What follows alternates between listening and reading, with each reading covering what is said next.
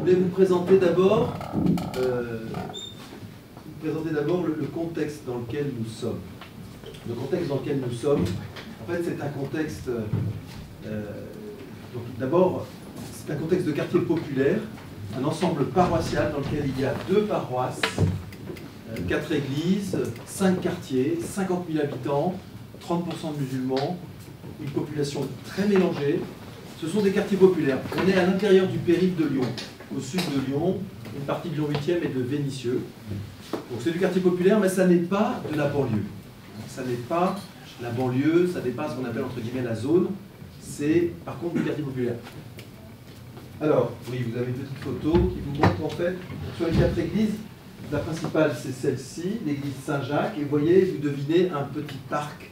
Donc la chance qu'on a, c'est que autour d'une église qui dispose de beaucoup de salles, d'au moins 300 mètres carrés, 300 à 400 mètres carrés disponibles de salles sur 3 niveaux, on a aussi un parc de 1500 mètres carrés. Et tout ceci en ville, au cœur du 8e arrondissement de Lyon.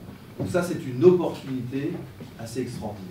On a fait une étude, quand on a fait le travail, moi c'est ma 4e année comme curé dans cette paroisse, quand je suis arrivé très vite, j'ai mis en pratique les conseils d'un de mes mentors, Rick Warren, et d'étudier les besoins des gens.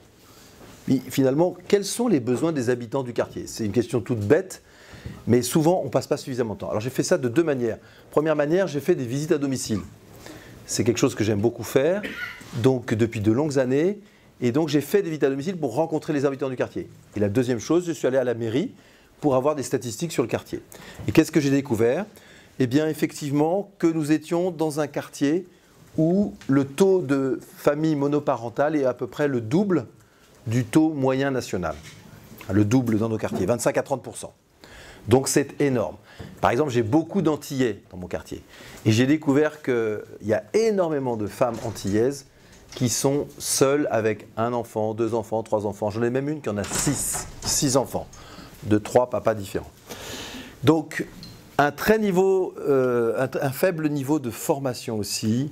Vous avez vu ce taux de personnes qui sont sans diplôme, c'est quand même assez impressionnant.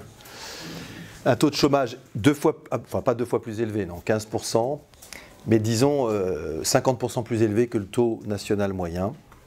Et ce qui m'a beaucoup frappé finalement, c'est un peu la synthèse de tout ça.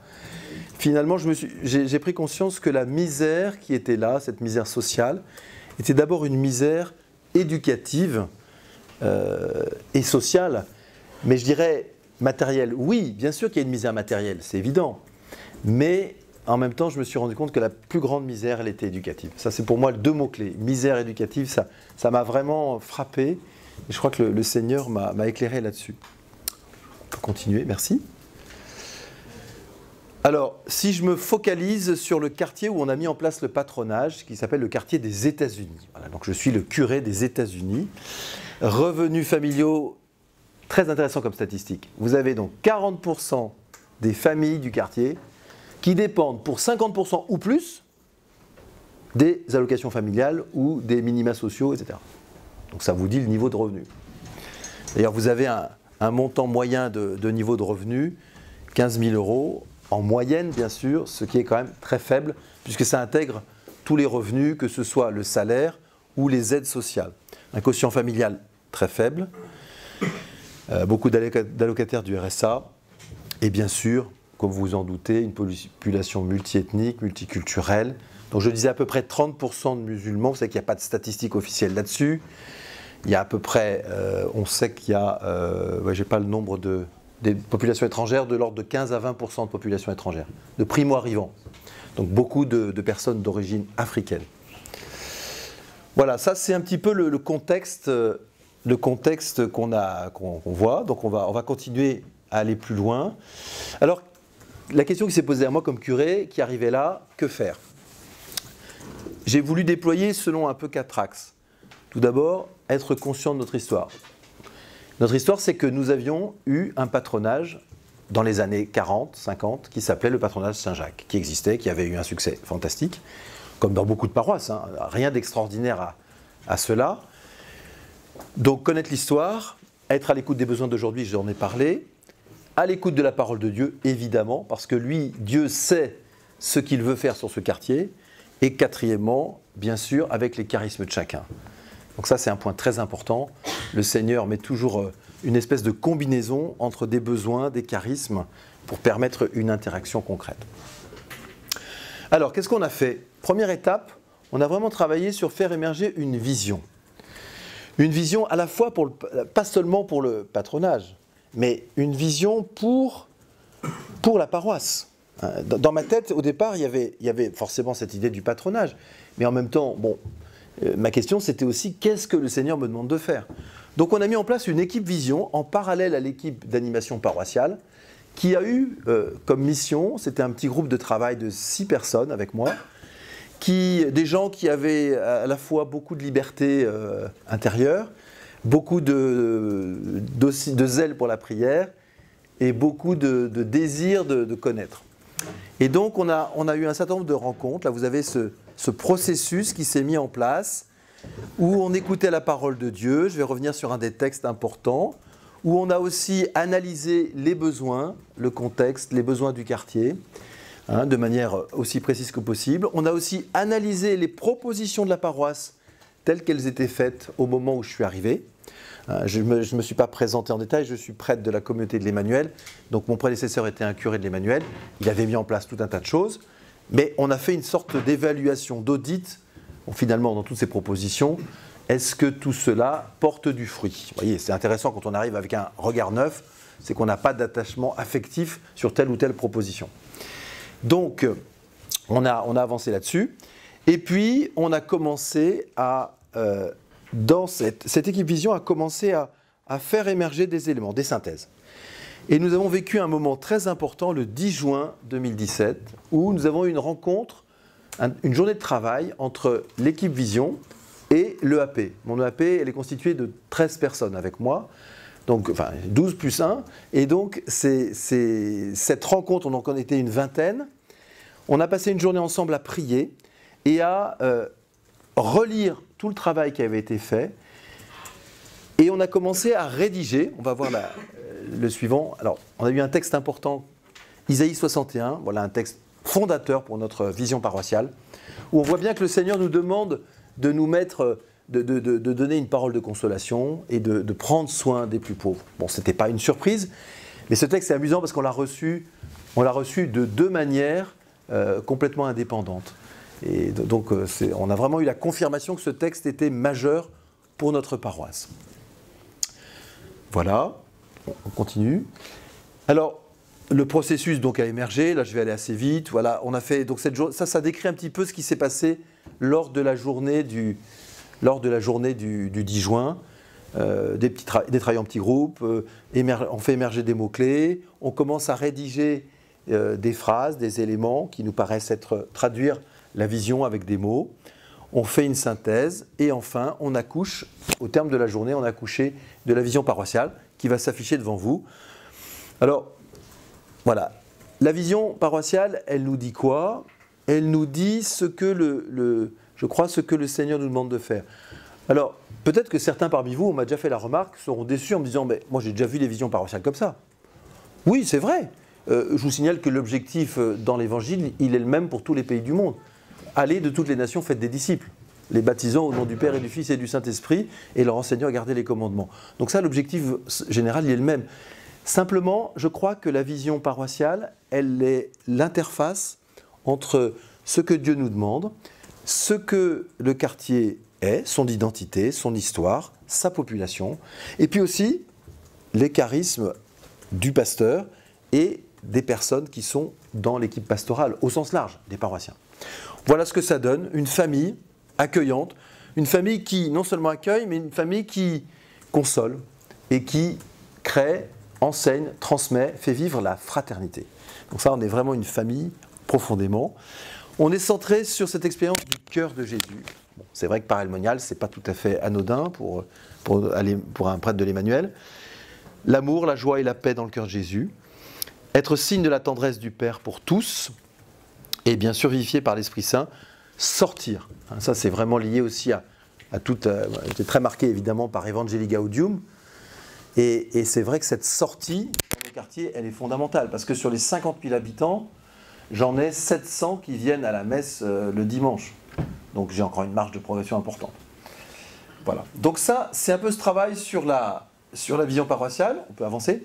Donc effectivement, ben là j'avais des paroissiens, des membres de l'EAP enthousiastes. On a fait tout un travail pour diffuser cette vision, pour la faire connaître par cercle concentrique, en progressant étape par étape. Voilà, on va avancer. Ils sont sympas, hein. Voilà. Alors, maintenant le projet du patronage Saint-Jacques. Concrètement, donc ce projet, donc là, à partir de là, on s'est dit, voilà, il y a clairement, le Seigneur nous demande de prendre soin des plus pauvres, de prendre soin de cette misère sociale et éducative.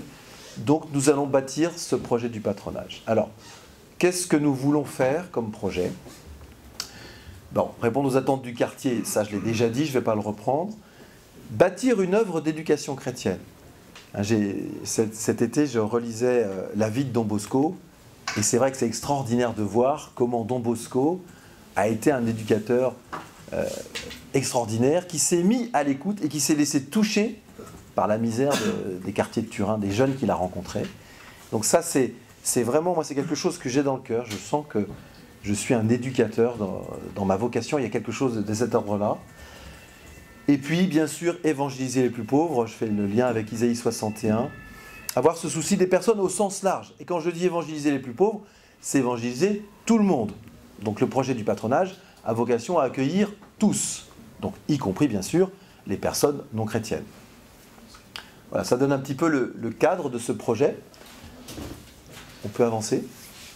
Alors, oui, donc en fait, qu'est-ce que c'est qu'un patronage? Le terme patronage, on a fait le choix, un choix discutable, mais qu'on assume, de garder le nom de patronage Saint-Jacques, qui est un nom un petit peu désuet, parce que c'est vrai qu'aujourd'hui, un patronage, ça ne parle pas forcément, mais c'était pour montrer le lien avec l'histoire. Hein, et c'est vrai que les personnes du quartier les plus anciennes, tout de suite, ont accroché avec ça. Mais en fait, au sens technique du terme, ça s'appelle un ALSH, accueil de loisirs sans hébergement. Donc c'est une procédure extrêmement complexe si on veut être dans les clous de ce que l'administration française nous demande. Hein, donc ça, je vous préviens, c'est un parcours du combattant. Mais la chance, c'est que le Seigneur m'a envoyé une personne extraordinaire au bout de 9 mois de prière. Voilà, vous y voyez ce que vous voulez. Pour prendre en main la direction de ce projet. Donc Dominique Kaiser, qui a pris en main la direction de ce projet, a fait un travail fantastique. Alors qu'est-ce qu'elle a fait comme travail? Voilà, vous avez le planning du projet. Et elle a vraiment... bon, moi, ce que je ne vous ai pas dit, c'est qu'avant d'être prêtre, j'ai été entrepreneur. Et donc, c'est vrai que cette démarche projet, elle me paraît être importante si on veut sérieusement. Je ne sais pas si vous étiez vendredi après-midi pour les prêtres parmi vous. C'est le père Hugues Janson disait que le Seigneur nous demande d'être à l'écoute de l'Esprit Saint, évidemment, pour être de saints prêtres, mais il nous demande aussi d'avoir des compétences et d'être compétent dans notre domaine. Donc quand on veut faire un projet comme ça, il faut rassembler les compétences et il faut prendre les moyens de ces compétences. Donc on a pris les moyens, vous voyez qu'on a suivi une procédure extrêmement précise, et donc on a avancé pour pouvoir... voilà, donc vous voyez, toute une phase, il y avait des travaux à mettre en place. Voilà, je vais passer là-dessus. Donc vous voyez, en fait, c'est un projet récent. Alors on n'a pas démarré le 12 février 2018, mais on a démarré en fait le 9 avril 2018. Pourquoi? Parce que c'est pendant les vacances scolaires. Donc je vais revenir sur la proposition qu'on fait, mais pour lancer une activité comme un patronage, il ne faut évidemment pas le lancer n'importe quand. Il faut choisir soit un moment de vacances scolaires, soit une rentrée scolaire. L'idée de le lancer pendant les vacances scolaires avant une rentrée en septembre, c'est finalement aussi de faire un peu un test.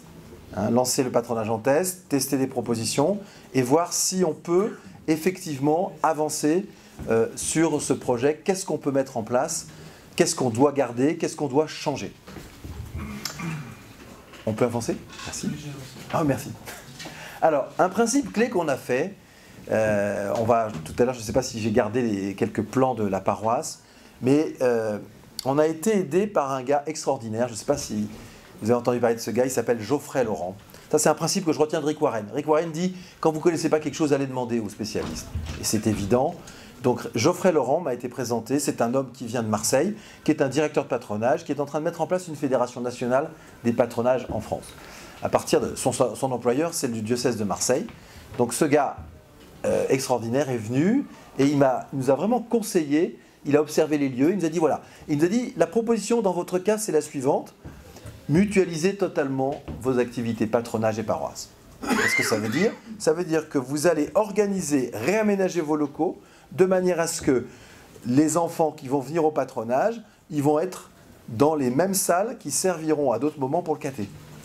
Voire même, il va y avoir dans le patronage, le mercredi matin, pendant les heures du patronage, hein, le patronage fonctionne toute la journée du mercredi, de 8h à 19h, mais entre 10h et 11h30, c'est le temps du patronage. Donc tous les enfants ne sont pas obligés d'aller au caté, mais une bonne partie des enfants du patronage vont aussi au caté. Et pourquoi cette mutualisation? Eh bien, le principe est simple, c'est de permettre une connexion entre les enfants, de faire une sorte d'émulation. Vous savez que le désir mimétique, c'est important aussi. Et donc de permettre que des enfants qui ne sont pas du tout croyants ou de famille chrétienne ou quoi que ce soit, puissent avoir le désir aussi de s'ouvrir à Jésus. Voilà, donc la mutualisation, c'est vraiment un principe clé. Je l'avais déjà dit sur la taille des locaux, donc ça, c'est pas énorme, hein. La capacité de nos locaux nous autorise à aller au maximum de nos capacités à 110 enfants en simultané. On n'en est pas encore là, on en est à 45 pour l'instant. Après quelques mois de démarrage, donc vous voyez, ça va très très vite. Ça va très très vite parce qu'on répond aux besoins des gens. Ça, c'est très intéressant. Si vous répondez aux besoins de votre quartier, ça va marcher. Voilà. On continue. Donc, concrètement, la proposition, c'est quoi? C'est de l'accueil d'enfants de 6 à 13 ans. Hein, 6 à 13 ans inclus. Donc, s'ils ont 13 ans, ça va encore. Donc, en gros, ça veut dire 6 ans, c'est CP jusqu'à 5e. CP jusqu'à la 5e. Donc, c'est une proposition qui se fait à la fois en périscolaire et en extrascolaire. Périscolaire, c'est donc le soir de semaine, lundi, mardi, jeudi, vendredi, 16h-19h, donc ce qu'on appelle le périscolaire. Et puis, le mercredi, toute la journée. À Lyon, on a des nouveaux rythmes scolaires. Enfin, la mairie de Lyon a mis en place les nouveaux rythmes scolaires voulus par l'Éducation nationale. Donc, on accueille les enfants toute la journée. Je parle des enfants de l'enseignement public. L'enseignement catholique, ils ont école le matin. Enfin, ça dépend des établissements. En fait, c'est pour les collégiens, enfin, c'est compliqué. Moi, je ne vais pas rentrer là-dedans, sinon je vais me mélanger les pinceaux. Voilà. Donc, c'est quand même une présence importante. Ça fait quand même pas mal d'heures par semaine. La journée, c'est quoi les horaires 8h-19h. Mercredi, 8h-19h. On fournit le repas à midi.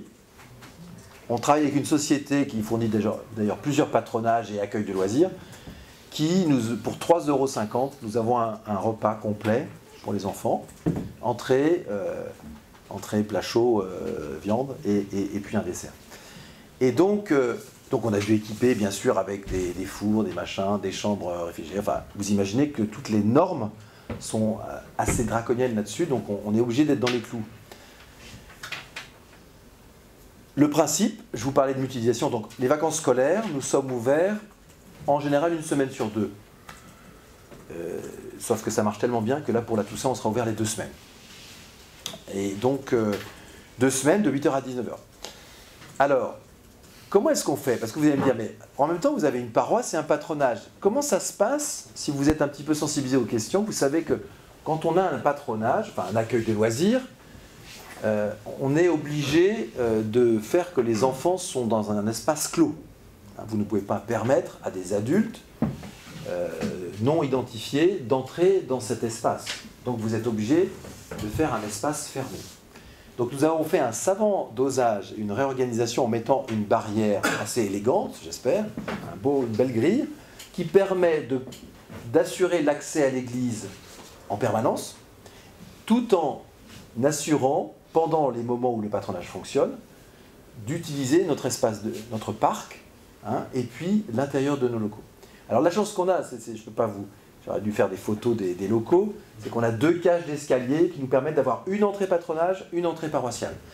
Mais qui nous permettent, même quand le patronage fonctionne, il n'était pas question pour moi évidemment, ça a été évoqué à un moment, il n'était pas question pour moi d'empêcher l'accès de l'église pendant les temps d'ouverture du patronage.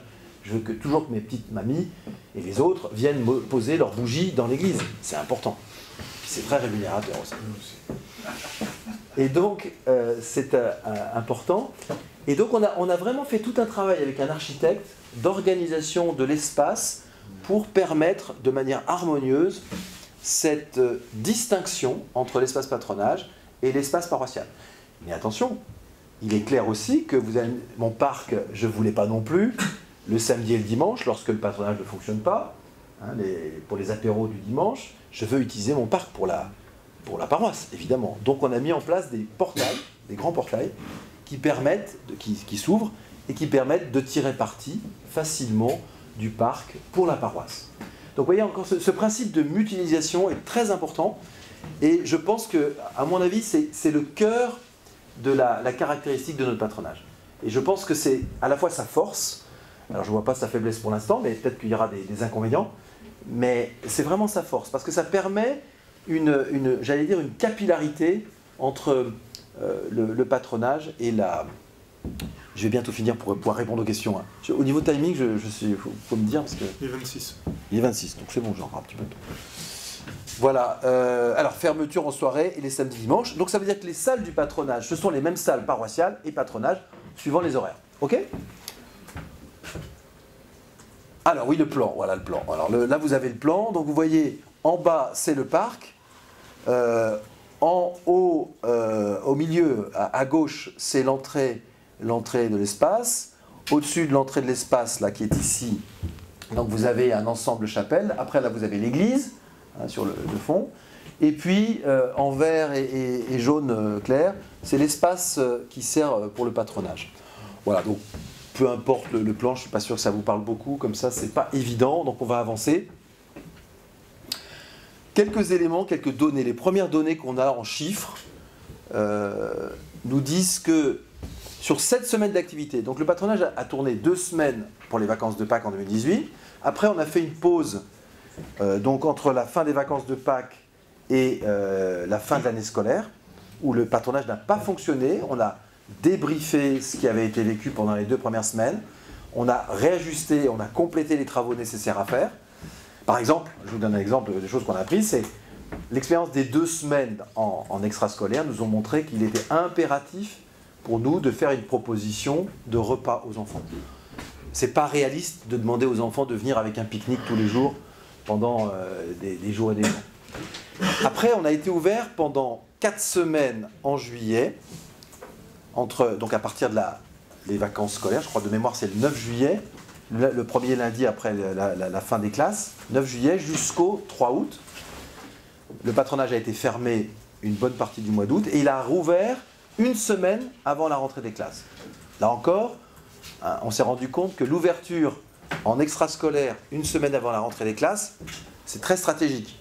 Parce que c'est à ce moment-là que nos populations, nos familles, se disent « Bon, alors comment je vais inscrire mon gamin ?» Alors certains les inscrivent, les plus prévoyants inscrivent leurs enfants au périscolaire avant l'été. Mais dans nos quartiers, il y a beaucoup de gens qui vivent au jour le jour. Donc ils se posent la question, le problème, le jour même, le jour de la rentrée, ou presque. Donc vous voyez, 78 enfants inscrits, 57 familles touchées, un équilibre entre garçons et filles. Bon, ce sont des données, voilà. On va continuer à avancer. On a simplement... Alors on a une majorité, mais ce n'est pas très lisible. La grande colonne, c'est le primaire, c'est la part des primaires et la part des collégiens. Bon, ça c'est moyennement intéressant à mon avis. La répartition par tranche d'âge, voilà, donc on voit qu'on a une majorité d'enfants, c'est pas très très lisible. La majorité c'est, qu'est-ce qu'il dit sur l'écran ? 7-8. Moi j'arrive pas à lire, mais bon. 7-8. 7-8 ans. Voilà. Oui, c'est ça. Alors, c'est vrai que, alors on pourrait se dire, mais pourquoi est-ce que vous accueillez qu'à partir de 6 ans ? Eh bien, on accueille qu'à partir de 6 ans parce que de 3 à 6, enfin de 3 à 5, c'est une autre législation. Et je peux vous dire que c'est draconien pour accueillir des enfants de 3 à 5 ans. Il faut plus de monde, c'est vraiment compliqué. Donc, je ne suis pas sûr qu'on le fasse un jour. Pareil, au-delà de 13 ans, c'est 14-17. Et 14-17, c'est encore une autre logique. C'est plus facile de faire les 14-17 que de faire les 3-5.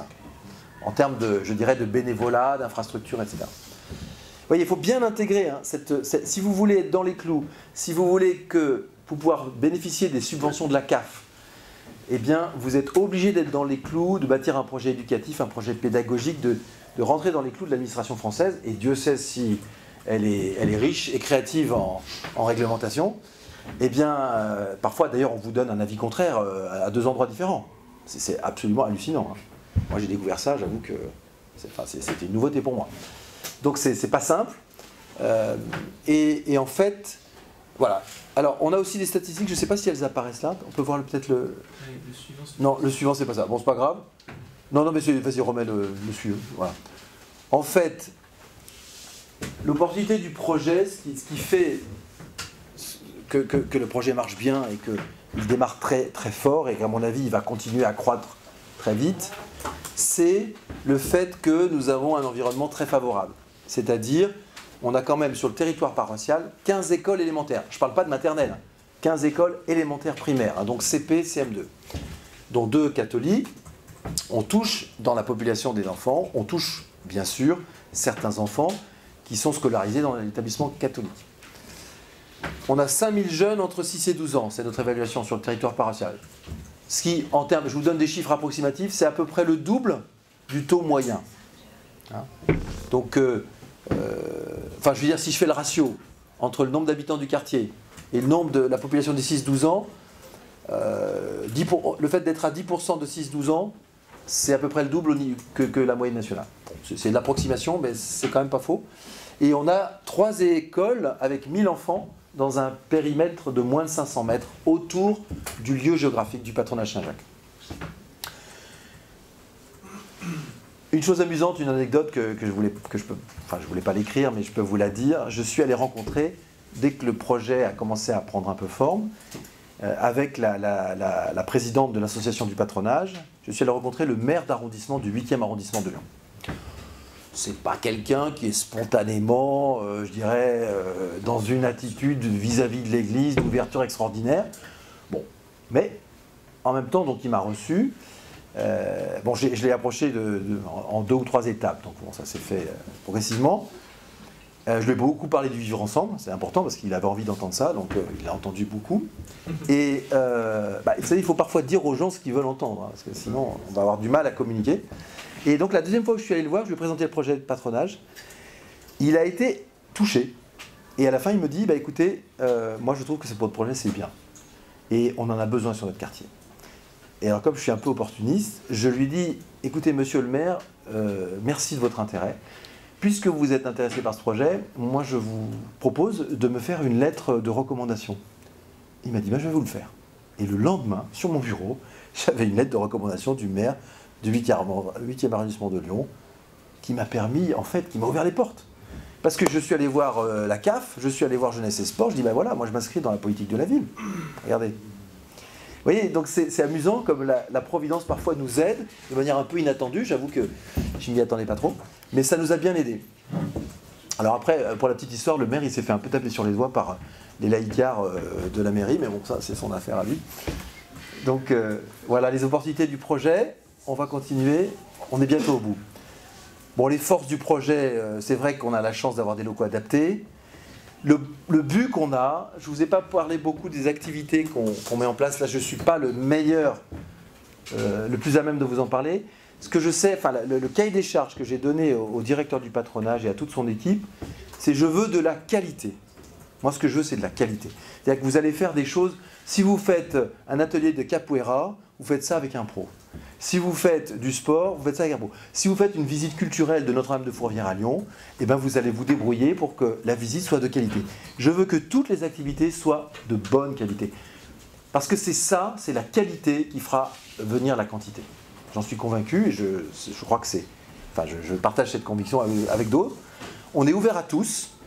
Alors, vous allez me dire combien de musulmans vous avez ? Eh bien, actuellement, nous avons 15 à 20% de musulmans parmi les enfants. Voilà, c'est une question pas facile, parce que nous sommes évidemment ouverts à tous, mais nous devons être prudents sur la proportion des différentes personnes que nous accueillons. Voilà, je ne vais pas développer plus, mais vous imaginez bien que c'est une question qu'il faut gérer. Parce que s'il y a 80% de musulmans dans le patronage, ça ne va pas être pareil que s'il y en a 20%. Voilà.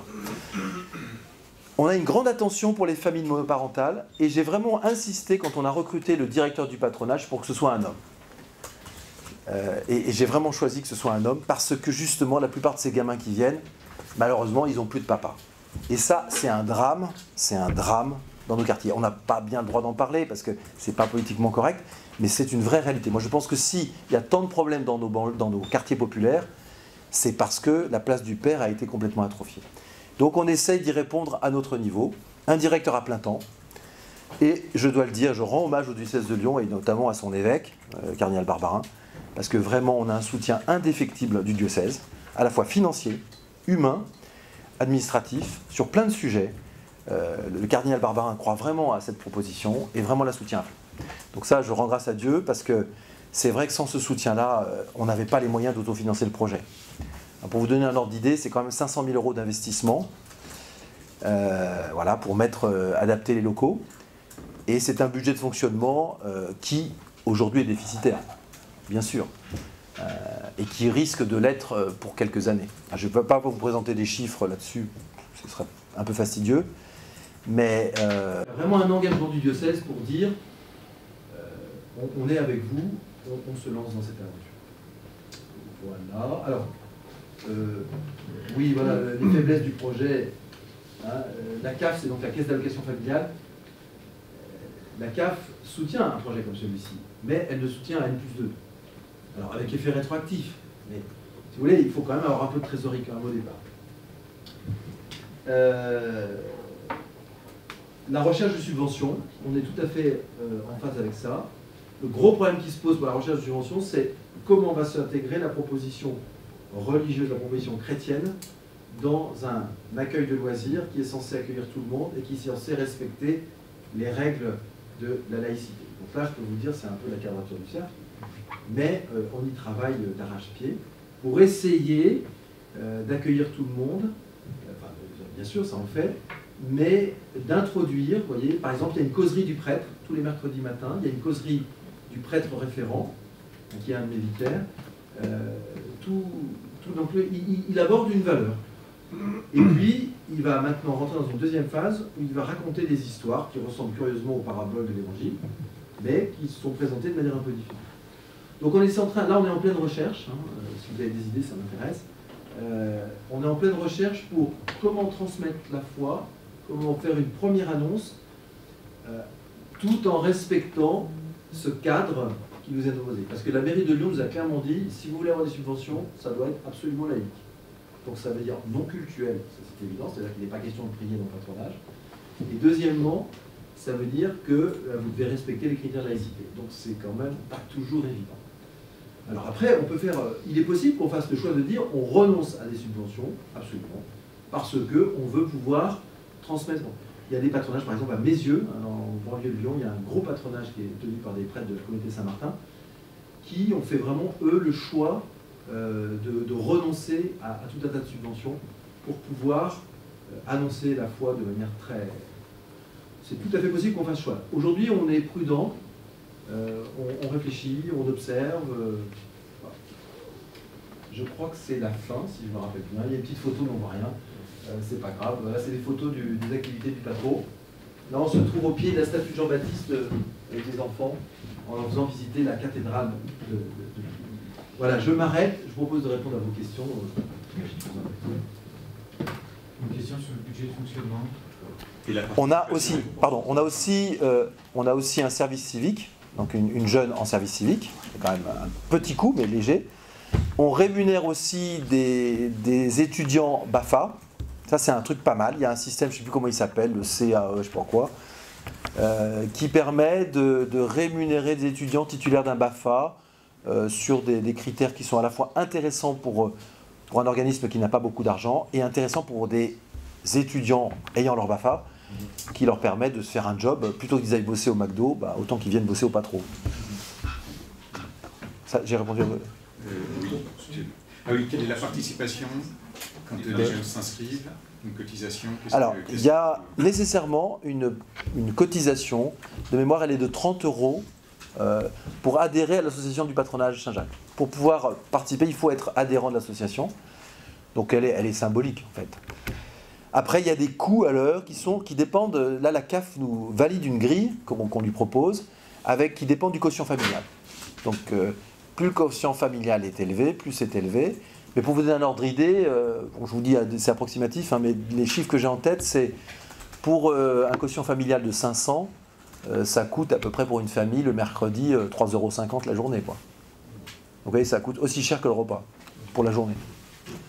Mais c'est donc et ça veut bien dire que si vous avez une population avec des quotients familiaux qui sont faibles, ça veut dire que vous aurez énormément de mal à faire un équilibre sans des subventions, sans des soutiens. C'est évident.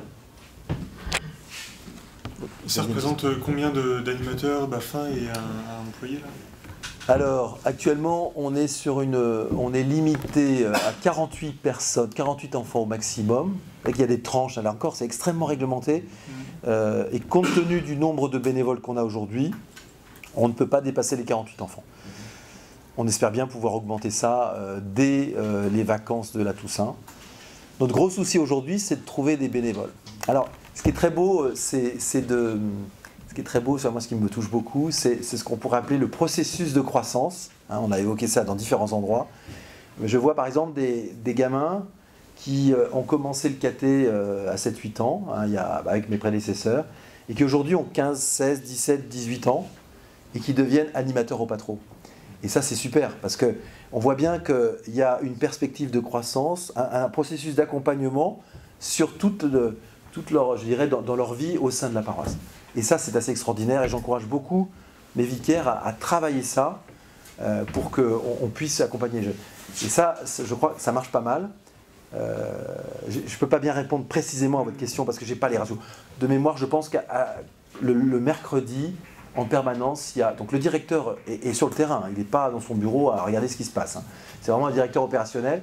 Il y a le directeur plus au moins 3 animateurs avec lui. 3 BAFA. Plus des bénévoles. Alors, il y a ceux qui font les pédibus, par exemple. Vous savez, les pédibus, c'est l'autobus à pied. Donc pour aller faire les sorties d'école, ça c'est pour le périscolaire. On va chercher à 16h30 les enfants à la sortie de l'école, parfois 1, 2, 3, 4, 5 enfants dans l'école voisine, etc. Donc là, on a plein de bénévoles pour faire ça. Le fait de ne pas prendre le samedi, c'était un choix, c'était... Alors le choix de ne pas prendre le samedi, c'est un choix paroissial. C'est-à-dire que moi, c'est intéressant de voir, parce que quand vous avez un patronage qui commence à se développer, avec un directeur du patronage dynamique, et forcément, c'est toujours plus. Donc au bout d'un moment, je me suis rendu compte que finalement, ça va devenir un patronage qui héberge une paroisse. Et en fait, c'est quand même l'inverse. Voilà, donc je reste une paroisse, et donc le samedi, le dimanche, les activités paroissiales priment, vraiment. Et quel est le lien précisément entre le patronage et la paroisse? Comment est-ce que vous attirez ces jeunes patrons? C'est ça le but, j'imagine. Alors, au caté et à la paroisse? Alors, on va dire, j'ai envie de dire que le patronage, c'est vraiment le parvis d'entrée dans l'église. Je vais vous raconter une petite histoire amusante, un petit témoignage. Donc on a à 300 mètres de la paroisse, sur le boulevard des États-Unis, un gros boulevard, on a un cordonnier, qui est un petit magasin cordonnier. Le cordonnier, c'est un homme athée qui a un fils. Et son gamin, il a 12 ans. Donc son gamin, il l'a inscrit au patronage. Le gamin a tellement aimé le patronage que maintenant il veut venir au caté. Donc il est inscrit au caté à la rentrée. Vous voyez, il a fait pour la première fois le patronage à Pâques 2018. Et en septembre 2018, voilà qu'il s'inscrit au caté avec les collégiens. Bon, c'est un exemple, il y en a d'autres. Ce que je veux dire, c'est que le patronage a vraiment vocation à être une ouverture sur le quartier, sur le monde autour de nous. On est le sas d'entrée. Et est-ce que vous avez pensé des choses ou il y a des petites choses que vous pouvez nous partager sur la façon dont vous faites le lien entre le patronage du mercredi, où il n'y a pas de caté, donc le mercredi, et puis ce qui se passe sur la paroisse le week-end? Est-ce qu'il y a des techniques, quoi? C'est un peu ça. Ou des techniques ou des propositions? On en est encore au début. Non, d'abord pour le mercredi, je reprécise les choses, je ne suis pas sûr que j'ai été clair.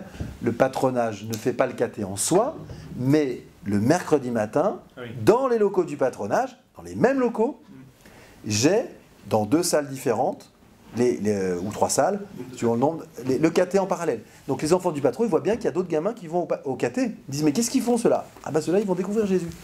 Donc vous voyez, il y a une petite... Puis alors, autre chose qu'on fait pour faire un contact, tous les mercredis midi, donc on est 3 prêtres sur la paroisse, les 3 prêtres, on mange avec les enfants. Donc on se répartit sur les différentes tables. Et donc là, c'est l'occasion de plein d'échanges. Vous imaginez, un prêtre, c'est quoi? Tu fais quoi? Pourquoi tu as ce truc-là? Est-ce que ça sert de téléphone? Enfin bon, voyez, c'est vraiment tout simple.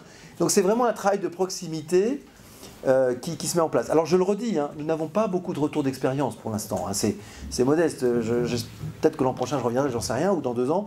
Mais en tout cas, donc on tâtonne. On va inaugurer officiellement le 12 décembre le patronage. On a fait le choix de ne pas l'inaugurer au début, mais d'attendre une croissance. Ça, c'est encore un conseil de Geoffrey Laurent, parce qu'il dit, mais finalement, quand tu fais une inauguration, tu vas inviter des officiels, il faut que tu aies plein d'enfants. Il faut qu'on voit que ton patronage, ça sert à quoi d'inaugurer des murs vides, des locaux vides? Ça ne sert à rien.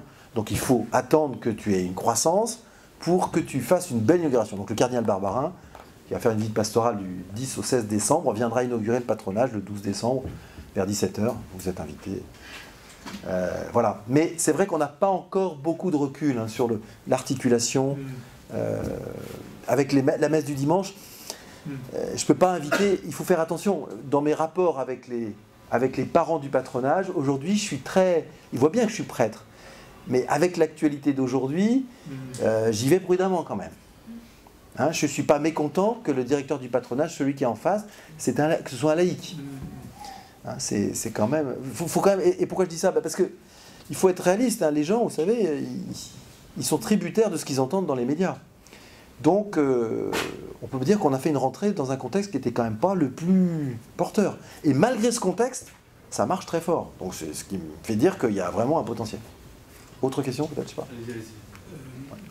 Avant de lancer le patronage, tu es allé visiter des patronages comme le Bon Conseil ou autres, ou Mes Yeux, ou alors, tu as pris du temps, tu es allé voir sur place. Ce que je vous ai pas dit, enfin ça apparaît un petit peu là, c'est que bon, moi je suis arrivé sur la paroisse le 1er septembre 2015. J'avais déjà cette idée en tête dès le début, bien sûr, mais on a pris le temps, j'ai fait faire une étude, j'ai payé une étude auprès d'une jeune étudiante. Je lui ai fait faire une étude, entre guillemets, des patronages existants. Donc elle s'est plutôt concentrée sur Lyon et région. On est allé voir à Saint-Étienne le patronage des religieux de Saint-Vincent-de-Paul. On est allé voir bien sûr à Mes Yeux. On est allé voir aussi à Roanne, il y a une initiative. On est allé voir aussi du côté du sud, de Marseille. On n'est pas venu à Paris. C'est pas bien. C'est vrai que je vois qu'à Paris, il y a plein de choses qui se font. On ne l'a pas fait. Mais on a fait, je crois, un gros travail. Et je ne regrette pas du tout qu'on ait fait ça, parce que j'ai en tête un autre patronage que je ne citerai pas, mais ils n'ont pas fait ce travail d'études préalables et aujourd'hui ils galèrent. Notamment au niveau des autorisations administratives. Il faut être très prudent, d'associer. Tout l'art, je pense, c'est d'arriver à faire comprendre aux responsables locaux de jeunesse et sport, de la CAF, qu'entre guillemets ils sont partie prenante de ce projet, que c'est aussi leur projet d'une certaine manière. Et par exemple, la directrice de la CAF de Lyon, elle a vraiment kiffé le projet, comme dirait. Et c'était inattendu, parce qu'on était un peu, on marchait sur des œufs. Donc, l'accueil n'est pas forcément mauvais de la part des institutionnels. Hein. Je crois que... Alors, il y a aussi un phénomène, je pense que Enfin là, je vous donne mon analyse, mais je pense que ce qui s'est passé depuis le Bataclan, toutes ces questions de... Vous savez, dans notre quartier, on a une mosquée salafiste. Hein. Donc on est quand même très concerné par ces questions d'islamisme. Le maire et ses collaborateurs sont tous conscients des problèmes. Donc ils ne sont pas mécontents finalement que l'Église catholique apporte sa pierre à l'édifice de l'éducation républicaine. Voilà. Alors, on va laisser peut-être la parole. Les enfants, prenons par exemple une après-midi du mercredi. Comment ça se passe? Je ne sais pas si c'est à ce moment-là qu'il y a le petit mot... Non, c'est le mercredi matin. Plutôt, on le fait le matin, au début. Mais les enfants, s'ils sont nombreux, ils vont changer d'activité. Est-ce que vous avez une organisation qui permet que ça ne soit pas de souk au moment des changements? Et comment ils vont choisir leurs différents ateliers? Parce que je suppose qu'il y a plusieurs lieux. Alors, les enfants choisissent tel truc, tel truc. Est-ce qu'il y a un tableau? Alors, est-ce qu'il y a des trucs... Bon, je dis tout de suite que je n'ai pas tous les détails, mais de ce que je sais, j'essaie quand même de suivre ça un peu, ce que je sais, c'est que donc le matin, il y a un rassemblement. Le patronage ouvre à partir de 8h. Il faut savoir que les enfants n'arrivent pas tous en même temps. Les parents, en fonction de l'horaire, il y a des enfants qui arrivent à 8h moins le quart, même maintenant, et il y en a qui arrivent à 9h. Donc on est quand même très flexible par rapport... On est vraiment au service du besoin des parents. Il faut que je me décale un peu. C'est bon. Et on est au service du besoin des parents. Donc la causerie, c'est le matin, de mémoire, c'est à 10h. À un moment de 10h, il y a un temps de rassemblement et pendant 10 minutes, le prêtre, le père Jean-Christophe en l'occurrence, fait une causerie sur un thème Voilà. Donc je crois qu'au début ils ont commencé sur des valeurs et maintenant je crois qu'il est sur une autre série de thèmes. Je n'ai pas en détail les éléments. Autrement, les activités tournent. À midi, il y a le repas. C'est midi précise. À partir de 13h, il y a des enfants, il y a des équipes qui tournent. Donc les enfants sont par table. Pour chaque table, pour leur repas, les tables reflètent en fait des équipes sur la journée. Et les enfants sont invités à faire un service. Par exemple, il y a toujours une équipe qui est de débarrassage de table après le repas. Donc vous voyez, il y a vraiment cette volonté d'essayer d'éduquer les enfants, d'impliquer les enfants dans une activité. Ce ne sont pas des consommateurs qui mettent les pieds sous la table et qui se font servir tout le temps.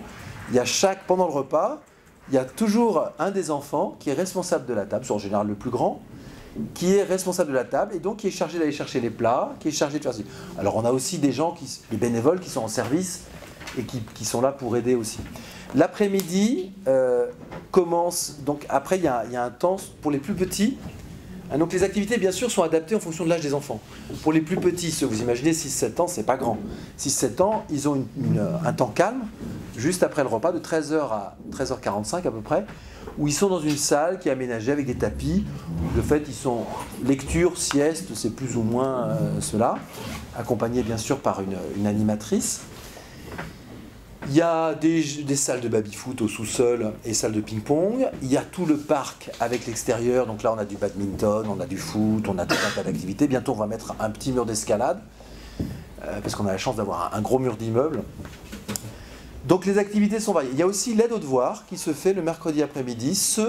Les enfants dont les parents le demandent, eh bien, il y a un temps aménagé, je crois que c'est entre 15 et 16 le mercredi, pour l'aide aux devoirs. Donc les enfants qui doivent faire de l'aide aux devoirs se retrouvent dans des salles au premier étage, qui sont aménagées pour être plus calmes, où ils sont par groupe de 3, 4, 5, et ils font de l'aide aux devoirs. Donc c'est assez varié. C'est assez varié. Alors il y a parfois des sorties extérieures, surtout pendant les temps de vacances extrascolaires. Je le disais par exemple, visite de Fourvière, visite de la cathédrale, on part une journée, ou alors carrément journée piscine. Pendant l'été, c'est ce qu'il le faisait une fois par semaine. Il y avait, enfin pas une journée, une demi-journée piscine. Donc il y a beaucoup d'activités qui ressemblent à un centre de loisirs classique. Hein.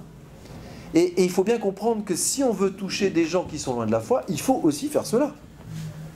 C'est ça qui me gêne un petit peu dans la démarche de certains patronages qui, à mon avis, vont trop vite dans le fait de proposer le caté, la prière, etc.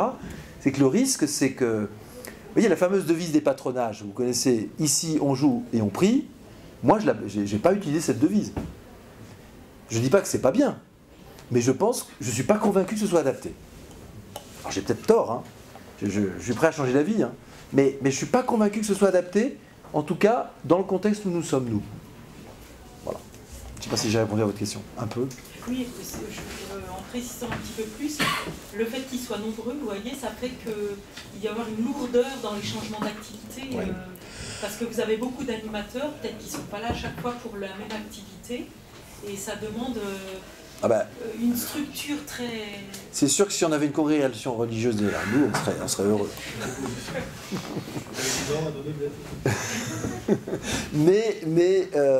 Non, je crois que moi, un de mes gros enjeux, le 8 novembre, on va avoir une journée, un travail sur la vision du patronage, relecture de ce qu'on a vécu, donc une grosse journée de travail avec un coach professionnel.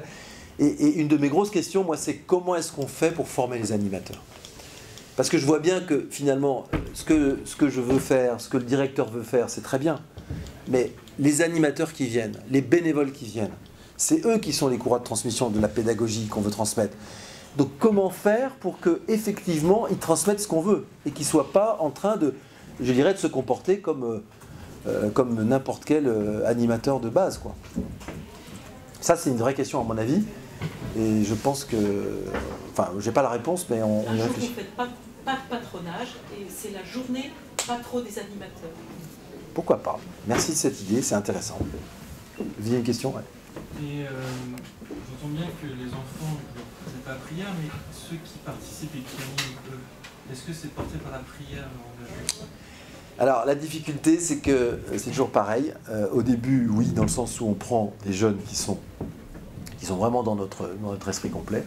Et puis quand on a une croissance rapide, on est parfois contraint de prendre des jeunes qui sont moins cathos. je ne veux pas faire de... J'ai une blague, hein, mais c'est un petit peu comme les scouts de France, si vous voulez. Leur chef, le cheftain, voilà, parfois c'est un peu folklore, quoi. C'est pas évident, c'est pas évident. Parce que, donc c'est pour ça que ça rejoint cette question, formation des animateurs, animatrices, critères. C'est pas moi qui reçois tous les animateurs et animatrices, c'est le directeur qui le fait. Jusqu'où, je sais bien qu'il est pris, c'est toute la difficulté quand on est institutionnel. Hein. C'est-à-dire qu'il y a un moment, il faut que ça tourne. Alors, c'est pour ça que là, il y a des arbitrages à faire qui ne sont pas évidents. Est-ce qu'il y a d'autres questions? Peut-être, je ne veux pas trop dépasser, je crois que c'est fini en fait. Merci. Il n'y a rien derrière. Merci beaucoup. Il n'y a rien derrière. Il y a quelque chose pour les prêtres. Il y a quelque chose pour les prêtres. Merci pour votre attention.